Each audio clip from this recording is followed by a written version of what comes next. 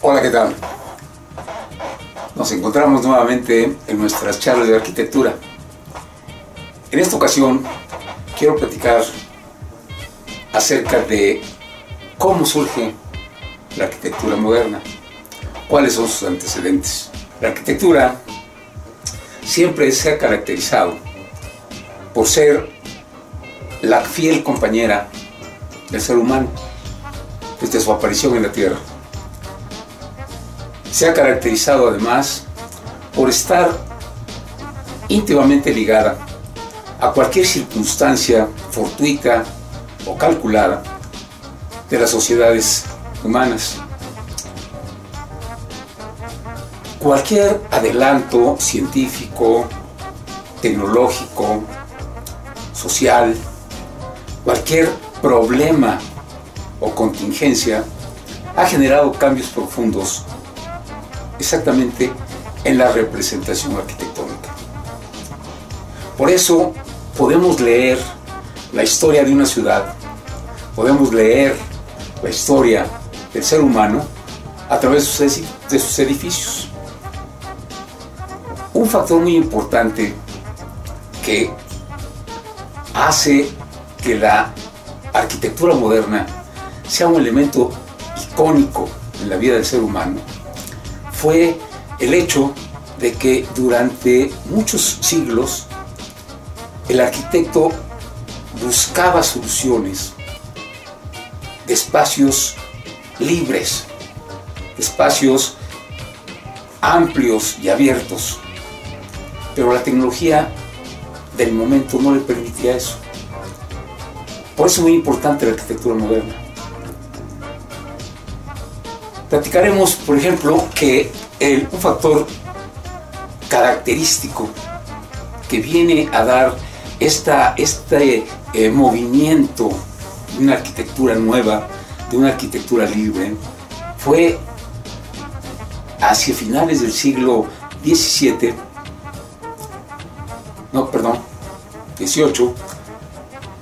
la primera revolución industrial. La revolución industrial trajo como consecuencia cambios sociales muy importantes. Creó inicialmente nuevas ciudades, creó nuevas sociedades.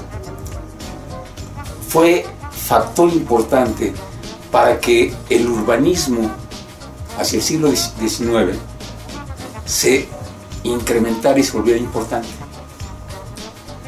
La revolución industrial trajo como consecuencia que el trabajo que anteriormente había sido exclusivamente manual se convirtiera en industrial. Grandes masas de campesinos emigraron a las ciudades y se volvieron obreros.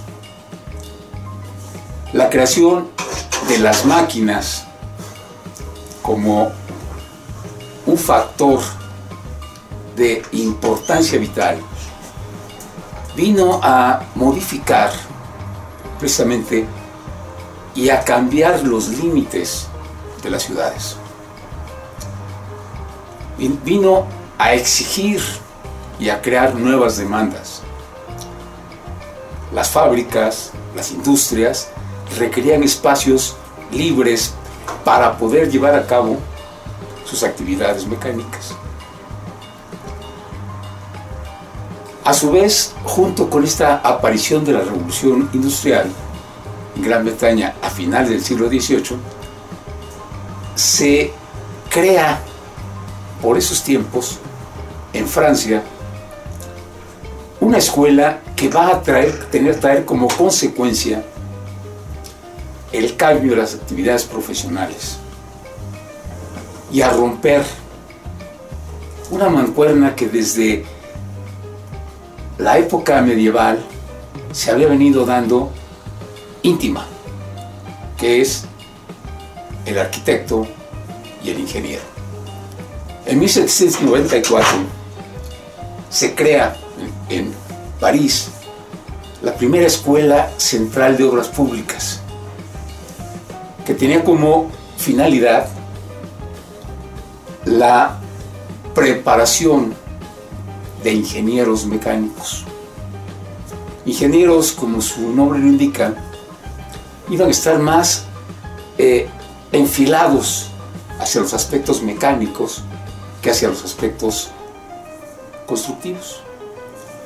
Esto permite que esta mancuerna, que originalmente era íntima, se rompa y cada una siga su camino. La arquitectura va a continuar con aquella carga histórica que acarrea de toda la vida, y la ingeniería no. La ingeniería, libre de esta carga, entra de lleno a la arquitectura industrial.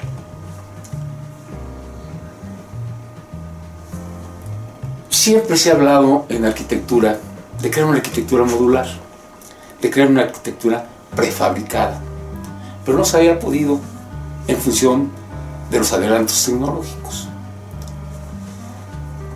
Siempre soñaron los arquitectos crear un nuevo tipo de edificios y liberarlos estructuralmente de esos límites que se tenían, como eran grandes muros, como eran pequeños espacios, como eran ventanas estrechas, etc. Ahora, con el imperio de los elementos metálicos, se va a poder hacer. Los primeros que inician estos cambios profundos van a ser los ingenieros. ¿Por qué? Porque lejos de traer acarreando esa carga de elementos históricos que limitaban a la arquitectura, empiezan a probar cambios, principalmente en los puentes. Aquellos puentes de romanos, de hermosos arcos monumentales y estructuras a compresión, se modifican y ahora se sustituye la piedra por el acero, por el fierro, elementos metálicos prefabricados. O sea, se pudo ya en ese momento hacer elementos prefabricados que pudiesen dar una imagen más ligera y más funcional a los puentes. Inicialmente, los puentes siguieron funcionando a compresión, siguiendo con el ejemplo de los arcos de piedra. Pero poco a poco, los ingenieros fueron liberándose de esta carga y, a partir de recurrir a un artificio romano, como era el hormigón, lograron crear los puentes tirantados. Estos puentes tirantados cambiaron completamente la versión de la estructura. Entonces colgaron los puentes en unos grandes pilares y de ahí, con tirantes, lograron este cambio tan importante. El siglo XVIII, a partir de mediados, empezó a llenarse de este tipo de puentes colgantes que podían cubrir tramos mucho más amplios que los antiguos. Esto le permitió dar vías a un gran descubrimiento y a un gran invento: la máquina de vapor y la máquina de combustión interna. El gran monstruo del siglo XVIII, que fue el ferrocarril, ya tuvo en estos puentes una vía para cruzar espacios amplios. Tuvo vías funcionales para poder cumplir con sus objetivos, unir a las ciudades.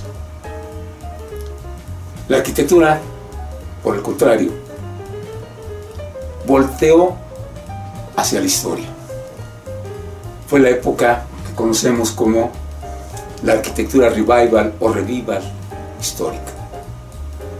Se crearon nuevos estilos a partir de aquellos elementos antiguos como el clásico, como el barroco, como el gótico, y se les puso los neos. El neogótico, el neorrománico, el neorrenacentista, el neochino y principalmente el neoclásico. Estas grandes construcciones hermosas de por sí nacieron como todos los elementos de la arquitectura. Primero, puristas. El neoclásico nació puro, austero, simple, y poco a poco se fue llenando de ornamentación hasta llegar a un abarrocamiento de finales del siglo XIX. Ante estas circunstancias, los arquitectos voltearon a ver aquellos elementos que los ingenieros de puentes habían logrado. Empezaron a coquetear con las estructuras a flexocompresión y entraron de lleno a la modernidad. Se involucraron en la creación de estructuras para fábricas, industrias, fábricas de tejido, etc. Y colaboraron nuevamente mano a mano con los ingenieros en la creación de estaciones de ferrocarril. Y principalmente en ese cambio tan profundo que sufrieron las ciudades, el urbanismo del siglo XIX. La industria trajo como consecuencia aquella explosión demográfica que hizo que las ciudades crecieran. Se hiciera necesario considerar la construcción masiva de espacios para todos aquellos que vinieron del campo a trabajar a las fábricas. El urbanismo, lógicamente, cambió la imagen de las ciudades. Las hizo más amplias, las hizo más funcionales y, junto con la creación de varios vehículos de tracción autónoma, pues tuvieron que abrir más las calles. En la arquitectura, lógicamente, este cambio hacia las estructuras de flexocompresión se llevó a cabo gracias a un factor futurista que se dio a finales del siglo XIX, como fueron las exposiciones universales de arquitectura y tecnología. Las grandes ciudades que estaban entrando en el modernismo querían demostrar cómo estaban haciendo sus innovaciones en la industria, en la arquitectura, en los objetos cotidianos. Estas exposiciones universales, aparte de mostrar todos esos adelantos, requirieron de edificios que demostraran este futurismo. Ahí nos encontramos con grandes naves que cubrían espacios comerciales. Ahí nos encontramos con cambios en las estructuras tan fuertes como las estructuras metálicas, como cubiertas que cubrían gran espacio sin tener el obstáculo de los apoyos intermedios. De allí surgieron grandes cambios cuando los metales, las estructuras, modificaron la configuración de los apoyos verticales. Las grandes columnas de piedra se convirtieron en esbeltas columnas metálicas. La intención de ligereza se pudo en ese momento cumplir. Se eliminaron grandes cantidades de apoyos ciegos. Se abrieron grandes ventanales y las estructuras empezaron a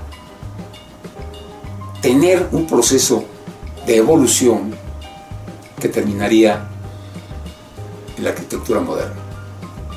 Hacia finales del siglo XIX, los arquitectos, viendo la capacidad plástica que tenía el nuevo elemento constructivo, que era el concreto armado, pudieron jugar entre la plasticidad del concreto y la elasticidad y resistencia de los elementos metálicos. Surgieron arquitectura a la que se llamó en su momento modernista, porque era la arquitectura que se hacía al modo de hoy. Moderno significa el modo de hoy. Hubo una explosión extraordinaria en todo el mundo por demostrar cada ciudad, cada grupo de arquitectos, una nueva imagen de la arquitectura. En España se llamó modernismo y su principal representante fue Antonio Gaudí. En Francia, Bruselas, Holanda, etc., se llamó Art Nouveau. Víctor Horta fue uno de los principales representantes. En Inglaterra se llamó Younger Style. En Italia, Il Florale, etc. Entonces se empezaron a manejar elementos como flores, como ramos como ramas de árbol, elementos muy estrafalarios, gracias a esta elasticidad del material. En Estados Unidos hubo también este cambio, pero ellos con